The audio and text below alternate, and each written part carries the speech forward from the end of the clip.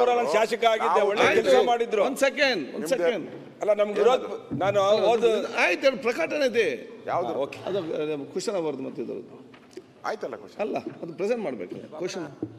ದಿನಾಂಕ 22/8/22 ಅಂದು ಸದನ ಉತ್ತರಿಸುವಂತಹ 15 ಪ್ರಶ್ನೆಗಳ ಪೈಕಿ 15 ಉತ್ತರಗಳನ್ನು ಹಾಗೂ ದಿನಾಂಕ 22/8/2025 9ನೇ ಪಟ್ಟಿಯಿಂದ ಸದನ ಲಿಖಿತ ಮೂಲಕ ಉತ್ತರಿಸುವಂಥ 230 ಪ್ರಶ್ನೆಗಳ ಪೈಕಿ 110 ಪ್ರಶ್ನೆಗಳ ಉತ್ತರವನ್ನು ಸದನ ಮಂಡಿಸುತ್ತಿದ್ದೇನೆ.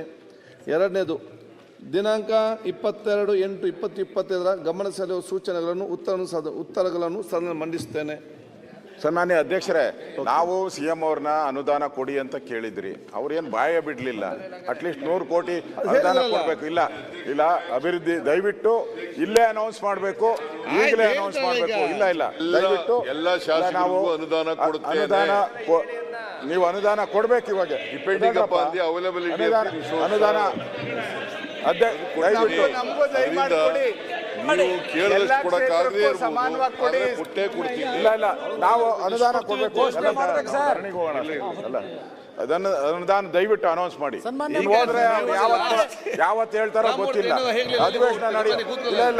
ಅಧಿವೇಶನ ನಡೆಯುವಾಗೆ ಎಲ್ಲ ವಿರೋಧ ಪಕ್ಷದವರು MLA ಒಂದು ಮೀಟಿಂಗ್ ಕರೆದು ಅವರಿಂದಲೇ ಆಕ್ಷನ್ ಪ್ಲಾನ್ ತಗೋತೀನಿ. ಓಕೆ, ಕರೆಕ್ಟ್ ಆಯ್ತು, ಕೂತ್ಕೊಳ್ಳಿ. ಇಷ್ಟೆಲ್ಲ ಉತ್ತರ ಕೊಟ್ಟ ನಂತರ ಯಾಕೆ ನೀವು ಸುರೇಶ್ ಅವರೇ ಉತ್ತರ ಕೊಟ್ಟಿದ್ದಾರೆ? ಇಲ್ಲಿ ಹೇಳಿ ಸರ್, ಅನುದಾನ ಇಲ್ಲ ಅಂದ್ರೆ ನಾವು ನೋಡಿ, ಇದಕ್ಕಿಂತ ಏನು ಎಲ್ಲ ಶಾಸಕರು ಕರೆದು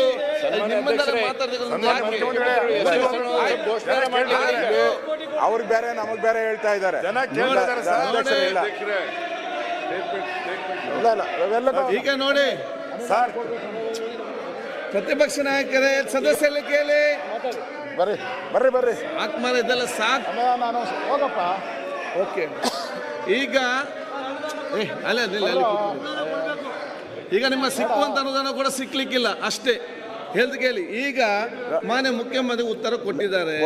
ಇನ್ನು ನಿಮಗೆ ಜಾಸ್ತಿ ಬೇಕಂತ ಕೊಡ್ತಾರೆ. ನಿಮ್ಗೆ ಈ ವರ್ತನೆಯಿಂದ ನಿಮ್ಗೆ ಸಿಕ್ಕುದು ಕೂಡ ಇದು ಕಡಿಮೆ ಆಗುವ ಚಾನ್ಸಸ್ ಇದೆ ಅಷ್ಟೇ. ಆಯ್ತಪ್ಪ, ಇನ್ನು ಅಷ್ಟು ಕೂಡ ಎಷ್ಟು ಎನಿಸಿದ್ದಾರೆ, ನೀವು ಈ ರೀತಿ ಮಾಡಿದ್ರೆ ಸಿಕ್ಕುದು ಕೂಡ ಕಡಿಮೆ ಆಗ್ಬಹುದು. ಅದಕ್ಕೆ ಯಾಕೆ ಅವ್ರು ಇಷ್ಟೆಲ್ಲ ಕೊಡುವಾಗ ನೀವು ಅದಕ್ಕೆ ಒಂದು ಪ್ರೋತ್ಸಾಹ ಕೊಟ್ಟು ಪಡ್ಕೊಳ್ಬೇಕು ಹೊರತು